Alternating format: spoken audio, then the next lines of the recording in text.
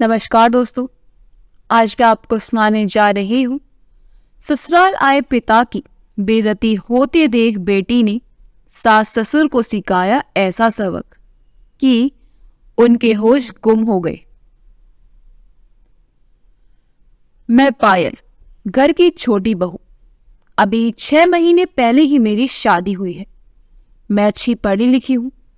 मेरे पति का अच्छा बिजनेस है। मेरे घर में सास ससुर, जेठानी, जेठ, उनके 2 बच्चों के अलावा हम दोनों पति पत्नी हैं। घर में सब अच्छे हैं। मेरी जेठानी जी भी बहुत अच्छी हैं। अगर सबसे बुरी कोई है तो वह हूं मैं, क्योंकि मुझे किसी की गलत बातें बर्दाश्त नहीं होती। ऐसा नहीं है कि ससुराल में आकर ऐसी हो गई हूं। बचपन से ही मैं सीधे मुंह पर कहती हूं, जिससे मुझे ज्यादातर लोग पसंद नहीं करती। मेरी माँ ने मुझे इतनी बार सिखाया कि तुम जो बोलती हो वो सही होता है, लेकिन बोलने का तरीका थोड़ा गलत है, इसलिए अपनी बात कहने का तरीका बदलो। मैंने कई बार कोशिश भी की, पर मुझसे नहीं हुआ। कभी कुछ भी गलत देखकर या सुनकर मुझे खरी खरी बोलने की आदत है, इसलिए मुझे ससुराल वाले बिल्कुल पसंद नहीं करती। और 6 महीने में ही मैं एक अच्छी बहू बनने के बजाय बहुत बुरी बहू बन गई हूँ। वहीं मेरी जेठानी जल्द किसी को जवाब नहीं देती, चुपचाप अपने काम में लगी रहती है, तो वह सबकी प्यारी बहू है। वैसे वो सच में बहुत अच्छी है। उनके जैसी मैं चाहकर भी नहीं हो सकती। एक दिन सबके नाश्ता करने के बाद जब मैं अपना नाश्ता लेकर बैठी, तब तक पराठा ठंडा हो चुका था, जो खाने में अच्छा तो नहीं लग रहा था। फिर भी मैं चुपचाप खाने लगी, क्योंकि मेरे ससुराल में यही नियम है। पहले घर के सभी खा ले, फिर बहुएं खाएं। और ससुराल क्या, मैंने अपने मायके में भी यही देखा है। जब तक दादी थी तब तक क्या मजाल कि माँ कभी दादी या पापा से पहले खा ले। वह तो उन दोनों से पहले चाय भी नहीं पीती थी। मन में यही सोचते हुए मैं पराठा खा रही थी कि तभी सासू माँ ने ताना मारते हुए कहा, अरे सबने कब का नाश्ता कर लिया और तुम घंटों से लेकर बैठी हो। तुमसे खाते नहीं हो रहा। मुंह में दांत ही नहीं है। घर के सब काम पड़े हैं और उनको खाने से फुर्सत नहीं। मुझे यह सब सुनकर काफी बुरा लगा, परंतु मैं सामान्य होते हुए बोली, क्या मम्मी जी, आप खाते समय भी सुना देती हैं। कम से कम खाते समय तो ताना मत मारा करो। सबके खाने के बाद खाने बैठी हूं। मेरी बात सुनते ही सासू माँ ने मुझे घूरते हुए कहा, तुम्हारी जबान सबसे ज्यादा चलती है। बाकी कुछ नहीं बोलकर जाने लगी। फिर पलटते हुए बोली, सुनो, आकाश सोकर उठा या नहीं। मैंने कहा, नहीं मम्मी जी, अभी तो नहीं उठे हैं। अरे तो उठाओ ना, आज उसके पापा ने कहा था जल्दी दुकान पर आने के लिए। ये लड़का भी ना, जब से ब्याह हुआ है, 1 नंबर का आलसी और कामचोर हो गया है। अगर इसी तरह चलता रहा तो घर और बिजनेस का कल्याण, सासू माँ ने कहा। मैं एक बार फिर बोलने लगी, तब तक मेरी जेठानी ने इशारे में चुप रहने के लिए कहा, इसलिए मैं चुप रह गई। पर सासू माँ चुप नहीं हुई। जब से इस लड़की का ब्याह हुआ है, घर में ये लड़की आई है, तब से घर की बरकत बंद हो गई। इसके कदम तो बिल्कुल भी शुभ नहीं है। धीरे से भनभनाते हुए कमरे से बाहर निकल गई। यह सब सुनकर मैं अवाक रह गई। तब तक जेठानी ने आकर कहा, शांत रहो, ससुराल में इस तरह के ताने तो सुनने ही पड़ते हैं। तुम अभी नई नहीं हो, इसलिए ज्यादा कुछ पता नहीं है। धीरे धीरे पता लग जाएगा। तो ये सब बातों को ज्यादा दिल पर मत लेना। जितना सोचोगी उतना दुखी होगी। एक दिन मेरी जेठानी ने आकर पूछा, आज लंच में क्या बनाओगी। मैंने कहा छोले पूरी। अरे उसे क्यों पूछ रही हो? और वह मुझे पसंद नहीं, तो आलू गोभी की सब्जी और रोटी यही सब बनाओ। पीछे से सासू माँ ने कहा, ठीक है, मैं सारी तैयारी कर देती हूँ, तुम बना देना। ठीक है दीदी। मैं खाना बना रही थी, तभी मेरे भाई का फोन आया कि मैं और पापा तुम्हारे घर के पास ही किसी काम में आए हैं, तो हम मिलने आ रहे हैं। मैंने खुश होते हुए कहा, हाँ आ जाओ भैया, और लंच इधर ही करना, बना रही हूँ। भैया ने कहा, हाँ ठीक है। मेरी खुशी का ठिकाना नहीं रहा।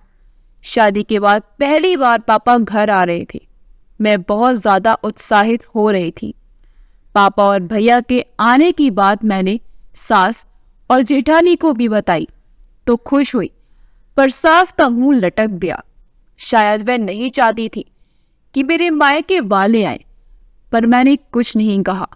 जाकर चुपचाप रसोई बनाने लगी। कुछ देर में मैं और मेरी जेठानी ने मिलकर सारा खाना बना लिया। मैंने अपने पापा की पसंद की पनीर की सब्जी, मिक्स और दही बड़ा भी बनाया।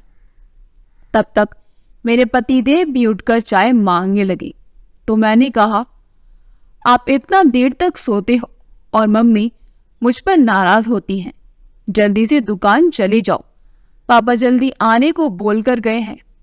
उन्होंने मेरी बात सुनकर अनमने ढंग से कहा, हाँ हाँ पता है, चला जाऊंगा। वह तो रोज ही जल्दी आने के लिए कहते हैं, पर लोगों की अपनी लाइफ भी तो है। इधर रसोई में इतनी सारी चीजें देखकर जेठानी आंखें बड़ी करती हुई कहा, इतना सब कुछ बिना पूछे ही बना लिया, कहीं मम्मी जी नाराज ना हो जाए। कैसी बातें कर रही हो दीदी, भला वो क्यों नाराज होंगी? मेरे पापा पहली बार आ रहे हैं, तो उनकी पसंद का खाना बनाना तो बनता है।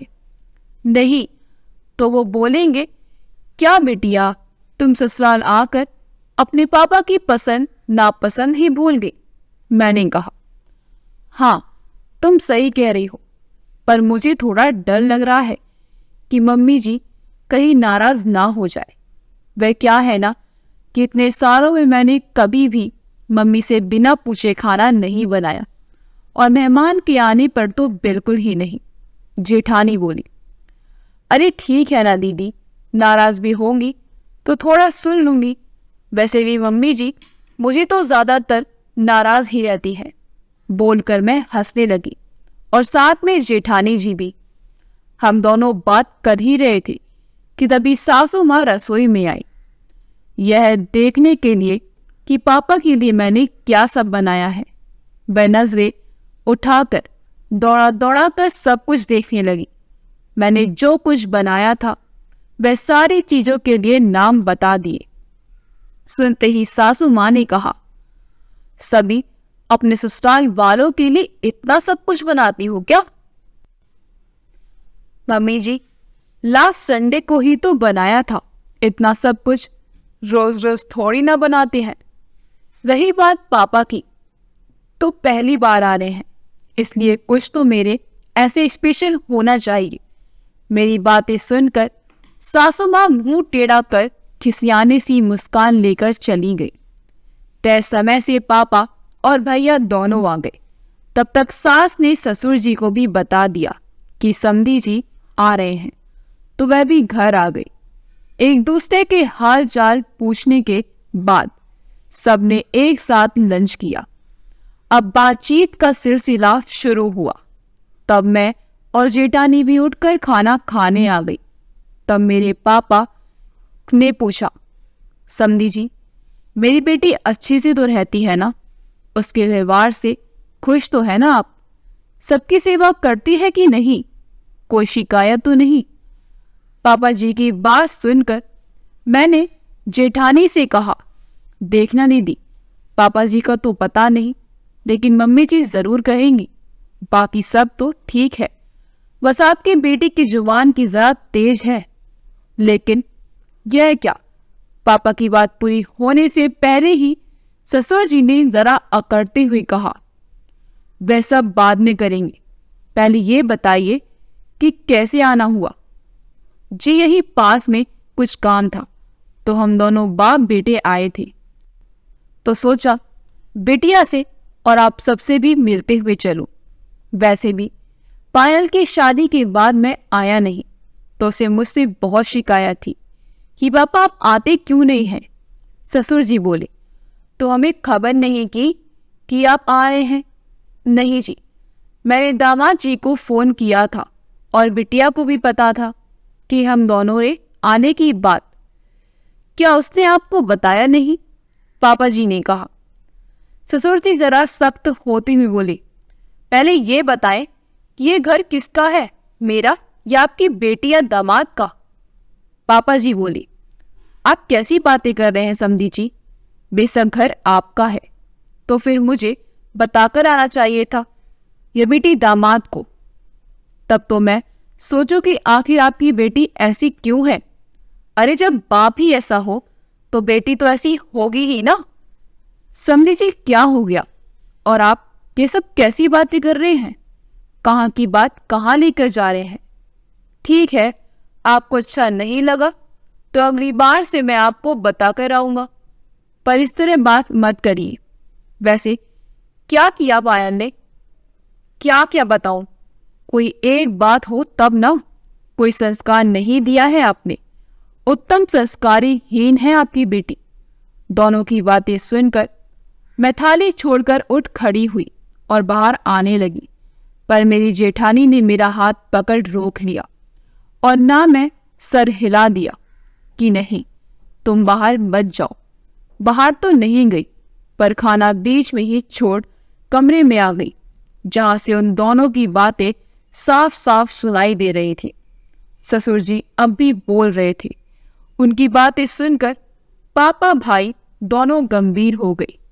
कुछ पल के लिए शांत रहे, फिर बोले, क्या हुआ, क्या किया है मेरी बेटी ने?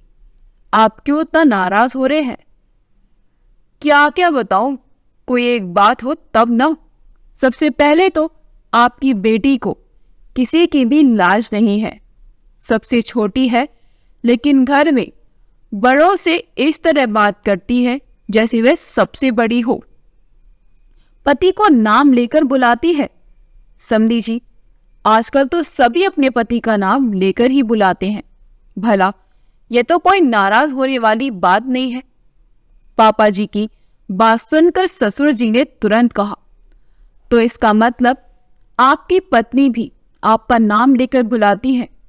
देखिए, ये चलन आपके घर में हो सकता है, मेरे घर में नहीं। आपकी बेटी अपनी सास की एक भी बात नहीं सुनती, हर बात पर सवाल जवाब करती है। भला ये क्या तरीका है बहू का? हर वक्त अपने मन का करना चाहती है। अगर मेरी पत्नी बर्दाश्त नहीं करती तो यह घर कब का टूट गया होता। ससुर जी की शिकायत सुनकर मुझे तो शौक पर शौक लगा रहा था। आज तक तो मैं यही सोचती आ रही थी कि सिर्फ मेरी सास ही खड़ूस और सख्त मिजाज की है, पर यहाँ तो ससुर जी तो सास से भी 2 कदम आगे हैं। मुझे उनकी कड़वी बातें बर्दाश्त नहीं हो रही थी। मेरी आंखों में आंसू आ गए। मैं झटके से घर से बाहर निकली सफाई देने के लिए, परंतु मेरी जेठानी ने एक बार फिर मेरा हाथ कमरे में खींचकर बैठा दिया। क्या बेवकूफी है, तुम इस तरह बार बार बाहर जाने की कोशिश क्यों कर रही हो? 2 लोगों के बीच में भला तुम क्या बात करने जा रही हो? जेठानी की बात सुनकर मैंने कहा, देखो दीदी, मैं तुम्हारी बातें नहीं सुनूंगी। मैं बुरी हूं तो थोड़ी और बुरी बनने दो, लेकिन यह सब सहन करना मेरे बस के बाहर है। जानती हूं, पर अभी चुप रहो। वे दोनों बात कर रहे हैं ना, तो तुम बीच में मत बोलो। पर मैं फिर भी जाने लगी तो जेठानी बोली, ठीक है, जा जाकर बोल और खूब इज्जत करवा ले अपने भाई और पापा की। जेठानी ने गुस्से में मेरा हाथ झटके हुए कहा, तो मैं वापस कमरे में आकर बैठ गई और खूब रोने लगी। मुझे रोते देखकर मेरी जेठानी भी रोने लगी। बस इतना समझ ले कि ससुराल में पैर जमाना आसान नहीं होता। दोनों की बातें अभी भी जारी थी। अब की बार मेरी सास बोल रही थी कि अरे, मेरी बड़ी बहू इतनी सुशील और संस्कारी है, क्या बताओ, क्या वो पढ़ी लिखी नहीं है? वो तो बड़े खानदान की है और कंपनी के मालिक की बेटी है। जितनी उसके बाप की कमाई है उतनी आपकी कमाई नहीं है, लेकिन फिर भी घमंड दूर दूर तक नहीं है। और एक आपकी बेटी है। अरे, जिस दिन से मेरे बेटे का ब्याह हुआ है, आपकी बेटी मेरे घर में आई है, तब से मेरे घर की बरकत बंद हो गई है। बड़े अशुभ कदम है आपकी बेटी के। मेरा बेटा बहुत मेहनत करता है, लेकिन ब्याह के बाद तो काम करना बंद कर दिया है। मेरे छोटे छोटे पोते पोतियों से काम करवाती है। और बताऊं आपको, आपने तो हमें ठग लिया। शादी से पहले तो बड़ी बड़ी बातें कर रहे थे, मेरी बेटी ऐसी है वैसी है, लेकिन देख लिया पिछले 6 महीने में भी असली रंग। वे कहते हैं ना, खोदा पहाड़ निकली चिड़िया।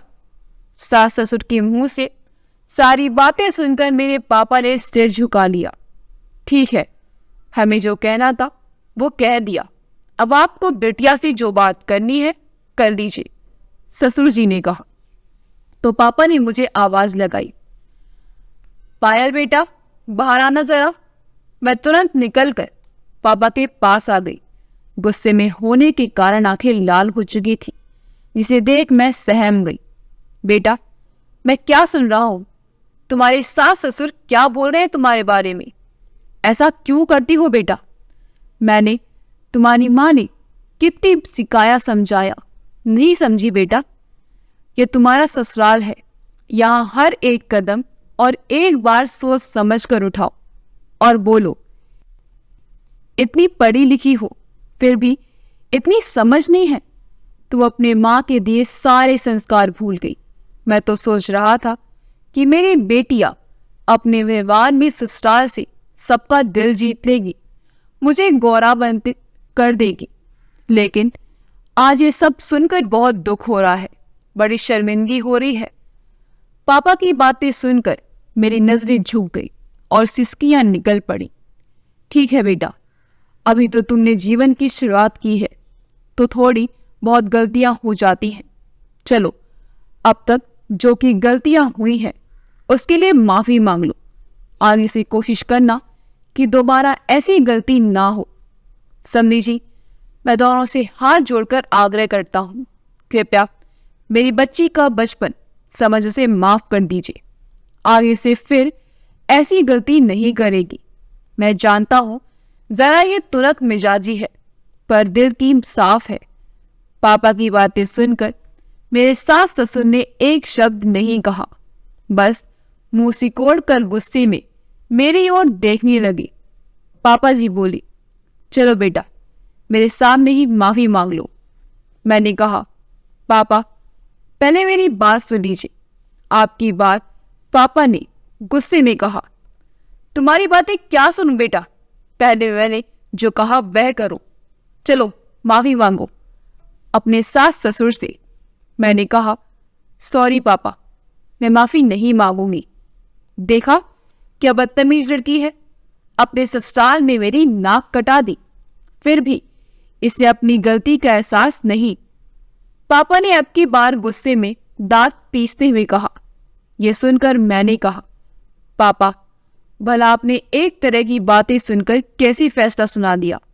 माफी मांगने के लिए आप सिर्फ मेरे सास ससुर की बातें सुनकर मुझे डांट रहे हैं। एक बार भी आपने क्यों नहीं सोचा कि बेटा तुम्हें भी कुछ कहना है? अगर मेरी गलती है तो भी मुझे अपनी बात रखने का हक है। आप पहले मेरी पूरी बात सुनिए, फिर आपका जो फैसला होगा वह पूरी तरह से मानने को तैयार हूं। पापा जी गुस्से में मेरी तरफ देखने लगे। हाँ पापा, दीदी सही कह रही है, एक बार आप उसकी बातें भी सुन लीजिए, तब अच्छी तरह से समझ में आएगा आखिर क्या बात है, मेरे भाई ने कहा। तो पापा बोले, अच्छा चलो ठीक है, बोलो। मैं बोलना शुरू करती हूँ। उससे पहले ही मेरी सास उठकर जाने लगी, तो मैंने कहा, मम्मी पापा आप दोनों भी यहीं बैठे रहो, क्योंकि मैं जो कुछ भी कहना चाहती हूँ वह आप दोनों के सामने ही कहूंगी, ठीक है? बोलो, मेरे सास ससुर ने वापस बैठते हुए कहा। सास ससुर दोनों ने मुझे एक बार घूर कर देखा और वापस बैठ गए। बोलो, जो बोलना है। मैं वहीं नीचे जमीन पर बैठ गई। यह देखकर मेरा भाई उठ खड़ा हुआ और अपना चेयर मुझे देकर बैठने को कहा। नहीं भाई, मैं नीचे ही बैठी हूँ।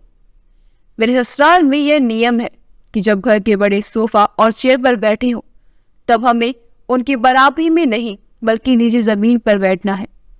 यह सुनकर सास ससुर मुझे घूर कर देखने लगे और पापा आश्चर्य से उन्हें देखने लगे। सबसे पहले आप ये बताइए कि जब उन्होंने इतना सब कुछ कहा मेरे बारे में, तब आपने एक बार यह क्यों नहीं पूछा कि आखिर मैंने क्या गलती की है? पापा और भाई के साथ मेरे सास ससुर भी मेरी तरफ देखने लगे। ठीक है, उन्होंने नहीं बताया ना सही, आपने पूछा, चलो मैं बताती हूँ सारी बात। इन्होंने लिहाज वाली बात क्यों की, आप जानते हैं? क्यों बेटा? पापा पग फेरे के बाद जब मैं यहाँ आई तो मुझे लगा कि काफी पढ़ी लिखी फैमिली है, तो ये सब जरा खुले विचार की होंगी, आधुनिक सोच वाले होंगे। इसलिए मैंने जेठ जी और पापा जी से घूंघट नहीं किया। उनसे मैं बहुत सामान्य होकर बात करने लगी, जो ने नहीं भाया। परंतु यह बात उन्होंने मुझे प्यार से नहीं कहा, तभी भी बहुत बुरा भला कहा। तेरी माँ ने इतना भी नहीं सिखाया कि ससुर जी और जेठ से घूंघट किया जाता है? और हाँ, घर में तुम सबसे छोटी हो, इसलिए हमेशा सिर पर पल्लू लेकर रहोगी। तब मैंने कहा कि जब जेठ जी को भैया और ससुर जी को पापा कहती हूँ तो भला दोनों से घूंघट करने की क्या जरूरत है? सुनकर उन्होंने तभी भी मुझे बहुत सुनाया। आपके संस्कार और परवरिश पर ना जाने क्या क्या कहा। मुझे बहुत बुरा लगा, पर मैंने सुनकर भी एक बार भी जवाब नहीं दिया और ना ही कभी सिर से पल्लू हटाने दिया। रही बात उनके बेटे के नाम लेने का, तो मैंने शुरुआती दिनों से उनका नाम लेकर बुलाती हूँ, पर इसके लिए उन्होंने मुझे बहुत डांटा। जैसा आज उन्होंने कहा, क्या आपकी पत्नी आपका नाम लेकर बुलाती है? ठीक वैसे ही उस दिन कहा, क्या तेरी मम्मी तेरे पापा का नाम लेकर बुलाती है? मैंने उसी दिन से उन्हें नाम लेकर बुलाना छोड़ दिया। पर आप सबको एक बात बता दूं, इनकी बेटी यानी मेरी ननद इन दोनों के सामने अपने पति को नाम से बुलाती है और आप नहीं, तुम कहकर बुलाती हैं।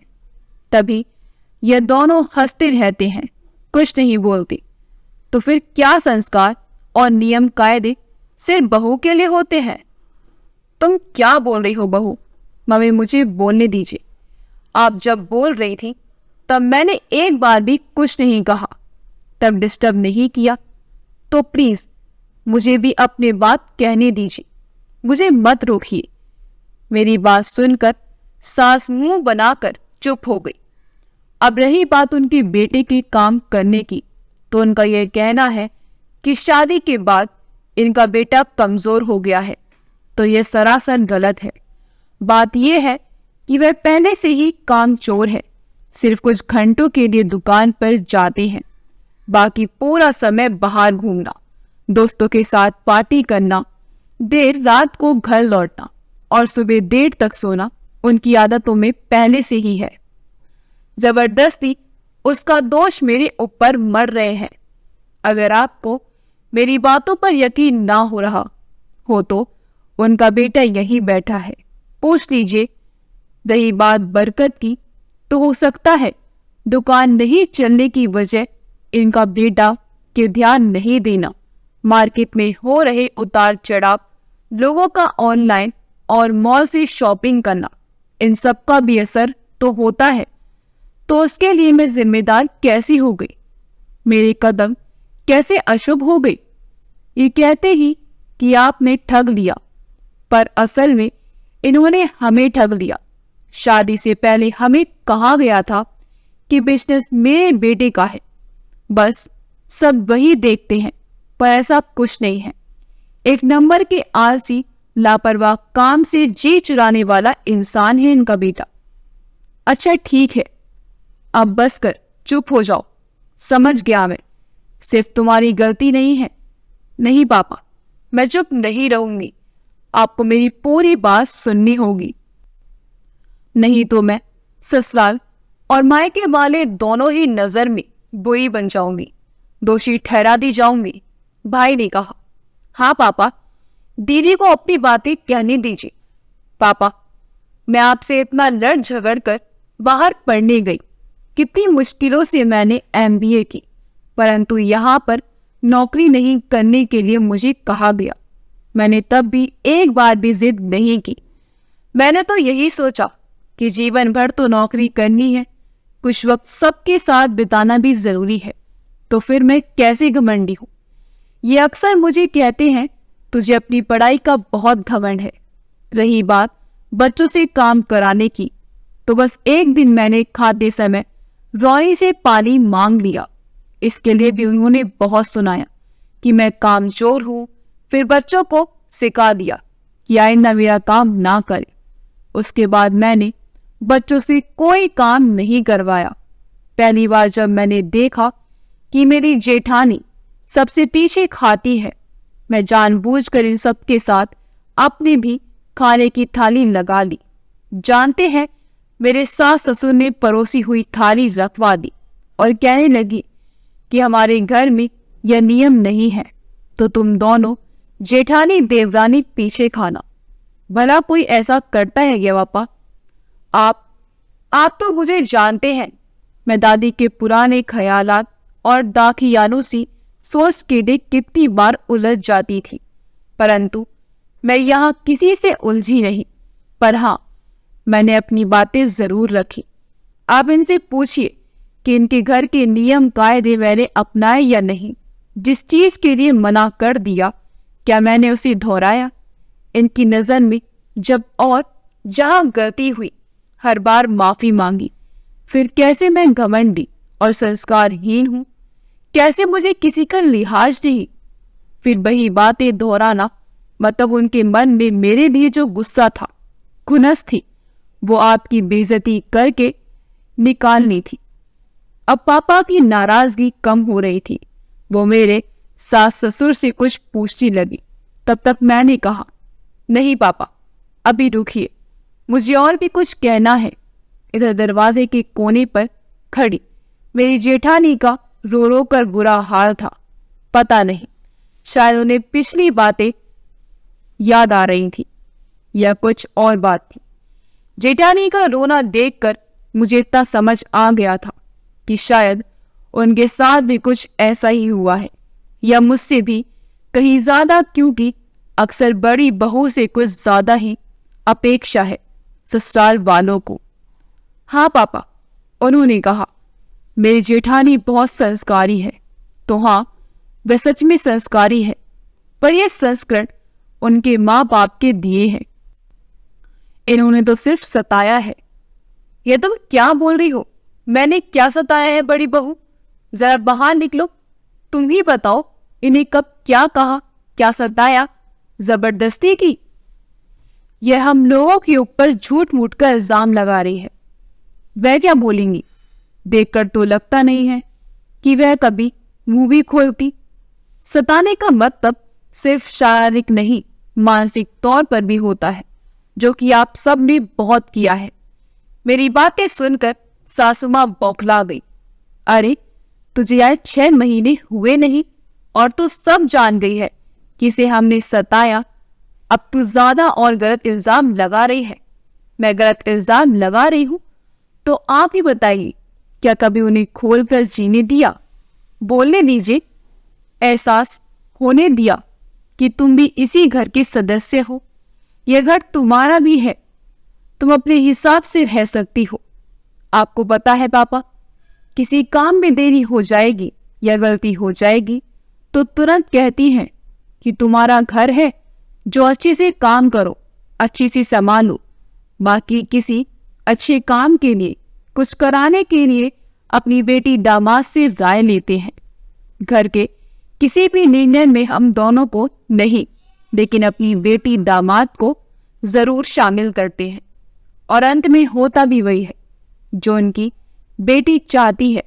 दामाद कहे, ये तो अपने दोनों बेटों से भी बस नाम के लिए पूछती हैं, इनकी राय कभी भी कोई मायने नहीं रखती है। हम लोग पूरा दिन कितना भी काम कर लें, एक बार तारीफ के बोल नहीं निकलेंगे, लेकिन जब भी खाना खाने बैठे किसी ना किसी बहाने थाली देखने जरूर आ जाती हैं। कहीं हमने अपने लिए ज्यादा दाल सब्जी तो नहीं रख ली, या फिर कुछ एक्स्ट्रा तो नहीं बना लिया। हम बहुएं घर में कब सोएंगी, कब उठेंगी, कब खाएंगी, कब बाहर जाएंगी, इतनी देर के लिए जाएंगी, कितने दिन के लिए मायके जाएंगी, कब वापस आएंगी, यह सब कुछ यही तय करेंगे। यहाँ तक कि हम लोग इस रंग के कपड़े पहनेंगे यही तय करती हैं, और हम मान भी जाते हैं। और तब ये कहती है कि मैं उसकी बात नहीं सुनती और सिर्फ इन्हीं की वजह से घर टिका हुआ है। कैसे पापा, सिर्फ उनकी वजह से ये घर चल रहा है। बहू, तुम अब बहुत ज्यादा बोल रही हो। बस संदन जी, बोलने दीजिए। बस यही तो मेरी बेटी की खासियत है कि गलती रही तो स्वीकार करती है, अगर गलती ना रहे फिर डरती। तो यह अपने माँ बाप से ही नहीं है, यानी कि मुझसे भी उलझ पड़ती है। पापा, ये सब बात तो बस मैंने इनके इल्जाम का जवाब दिया है। इसके अलावा उन्होंने मेरे साथ क्या क्या किया है ये बताती हूँ। बस कर बेटा, चुप हो जा, अब और कुछ नहीं सुनना मुझे। यह सुनकर शायद मैं बर्दाश्त ना कर पाऊं। ठीक है, बाकी सब नहीं, बस एक बात बता देती हूँ। जब से मेरी सास को पता चला कि मैं बाहर अकेली रहकर पढ़ाई पूरी की है, तब से हर वक्त बात को ऐसे घुमा फिरा कर मुझसे पूछती है, ताकि मैं स्वीकार करूं कि शादी से पहले मेरा किसी के साथ अफेयर था और यह मेरी चरित्र पर उंगलियां उठा सके। सुनते ही मेरे पापा की आंखों में खून उतर आया। मेरी सास भी काफी सब पका गई। ऐसे लोग हैं, आपकी कैसी सोच है? मैंने तो सोचा पढ़े लिखे लोग हैं, बड़ा नाम है, रुतबा है, तो सोच भी अच्छी होगी, मेरी बेटी सुखी रहे। लेकिन इतनी घटिया सोच है आपकी। पता तो होता तो अपनी बेटी को आपके घर में कभी नहीं ब्याह करता। अभी के चल बेटा, यहां से तुमने इतना कुछ बोला है, अब अगर इस घर में रही तो तेरी बहुत दुर्गति होगी, क्योंकि उन्हें बहू नहीं कठपुतली चाहिए जो इनके इशारे पर नाचे। हाँ पापा, आपने सही कहा, और मैं कुछ दिनों के लिए नहीं, हमेशा हमेशा के लिए जाऊंगी। तभी मुझे अचानक खांसी शुरू हुई और उल्टियां होने लगी, शायद लगातार बात करने और रोने की वजह से। परंतु जब मेरी उल्टी बंद नहीं हुई और मैं चक्कर खाकर गिर गई, तब मुझे डॉक्टर के पास ले गई। सास ने उसे नौटंकी मात्र ही समझा। मुझे पता चला कि मैं 2 महीने की प्रेग्नेंट हूँ। सच कहती हूँ, सिर्फ जेठानी ने मुझे बधाई दी, बाकी कोई खुश नहीं हुआ। यहाँ तक कि मेरे पति का भी व्यवहार सामान्य रहा। वह वहीं से मायके चली गई। इस बीच में सास या ससुर दोनों में से किसी ने एक फोन तक नहीं किया। बस जेठानी छुपकर 1-2 बात की है। हाँ, उस समय मेरे पति ने मेरा साथ दिया। तय समय पर मैंने एक बेटे को जन्म दिया। मेरे पापा ने खुशी मेरे सास ससुर को कहा कि पोता हुआ है, फिर भी कोई नहीं आया। पर हाँ, मेरे जेठ जी ने कुछ पैसे उसके अकाउंट में भेज दिए और कहा कि बच्चे के लिए जरूरत की चीजें ले लेना। अब तक तो मायके में ही लगभग पता चल गया था, तो जो मुझे पसंद नहीं था, नहीं करते, वह सब ताने देने लगे। सारी जिंदगी घर बैठी रहेगी, इतनी जवान चलाती है कि भला ससुराल में कैसे रह पाएगी। कितनी छूट दे रखी है, भला बेटियां इतनी जवान चलाती हैं, जो मुझसे बर्दाश्त नहीं हो रहा था। पर माँ की काफी समझाने के बाद मैं शांत हुई। बच्चा अब 3 महीने का हो गया तो मेरे पति ने कहा, चलो अब अपने घर चलते हैं। बच्चे को देखकर मम्मी पापा की सारी नाराजगी दूर हो जाएगी। मुझे भी लगा कि हाँ, ये ठीक कह रहे हैं, क्योंकि अक्सर ज्यादा दादी बहू को भले ही पसंद ना करें, लेकिन पोते पोती को बहुत प्यार करते हैं। ये सोचकर मैं वापस ससुराल आ गई। परंतु यहाँ पर मेरे सास ससुर मुझसे बात करना तो दूर, बच्चे को भी गोद में नहीं दिया। मुझे बहुत तकलीफ हुई, रोना आया। हाँ, एक बात बता दूं, अब तक मेरे हस्बैंड को अपनी जिम्मेदारी नहीं समझ आई, अच्छे से काम नहीं करते थे। बस इसी बात को लेकर अब मेरे सास ससुर उनसे बहुत नाराज रहने लगे। जब तक सुनाने लगे और एक दिन घर छोड़कर निकल जाने को कहा। मेरे पति को लगा पापा बस यूं ही गुस्से में कह रहे हैं, लेकिन कहीं वह सच में हम निकल जाने को कहा। ये रोने लगे कि छोटी बच्ची के साथ कहाँ जाऊंगा। मेरे ससुर जी ने कहा, या तुम जानो, जहां तुम्हारी पत्नी कहे वहां जाओ। 6 महीने के बच्चे के साथ मैं घर से निकल गई और एक बार फिर मायके आ गई। अब मेरे हस्बैंड नौकरी ढूंढने लगे और ये नौकरी का अनुभव नहीं था, इसलिए उन्हें अच्छी नौकरी नहीं मिली। मैं भी करीब 3 साल तक मायके में रह गई। अब तक तो मेरे मम्मी पापा भी परेशान होने लगे थे। बीच में उन्होंने कई नौकरियां पकड़ी और छोड़ पर कहीं इनका मन नहीं लगा। अंत में जेठ जी को फोन किया, उनसे पैसे मांगे और एक छोटी सी दुकान डाली। मैं भी अब जॉब करना शुरू कर दिया। धीरे धीरे दुकान में भी बरकत होने लगी। बस इसी बीच में दूसरे बच्चों की मां बन गई। इस बार मैंने सास ससुर को कहा, लेकिन ना तो आया ही और ना ही मुझे बुलाया। इस बार भी सब कुछ मेरी मां ने संभाला। करीब 1 दशक बाद अब मैं ठीक ठाक जीवन बिता रही हूँ और सब ठीक है। परंतु ससुर के नजर में मैं बहुत बुरी हूँ और संस्कारीन बहू ही हूँ। मेरा ससुराल जाना बहुत कम होता है। सास ससुर को बुलवाने के बाद भी जब दोनों मेरे पास नहीं आए, तब मैंने भी बुलाना बंद कर दिया। हाँ, जेठानी से कभी कभी मिलने जाती हूँ, कभी कभी मेरे घर आ जाती है। वह मुझे देखते ही रहती है, बड़ी हिम्मत वाली है रे तू, धन्य है तुम्हें, कम से कम तुमने अपना मुंह तो खोला, विरोध तो किया।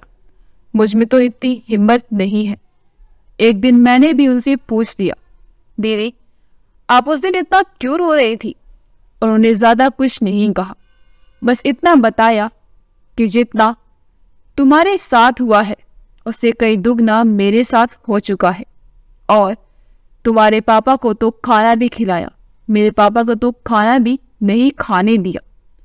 इन सब ने बस इसी बात को याद करके रो रही थी।